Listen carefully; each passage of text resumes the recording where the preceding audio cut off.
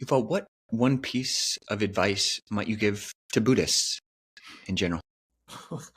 um, if you give the mind two things to do, one difficult and one easy, it will always go for the easy one. And so, especially in the practice, what I see again and again with myself and with other people around me is that if we give ourselves too many things to do, we just forget about the difficult parts, which tend to be the more important. Maybe I give an example from my own practice.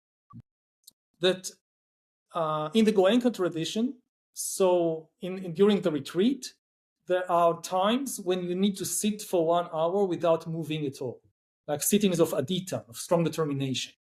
And this is just 3 times a day.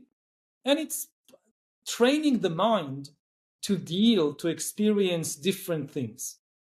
But like many of my friends, I developed the wrong view that if I manage to sit longer and longer without changing my posture, this means I'm really progressing in my practice.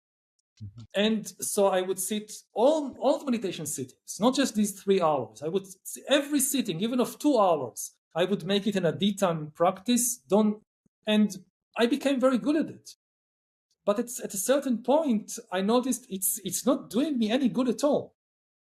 That, even if you take just somebody from the street who never meditated in their life, and you tell them, if you manage to sit for an hour without moving, I will give you $1 million, they will probably be able to do it.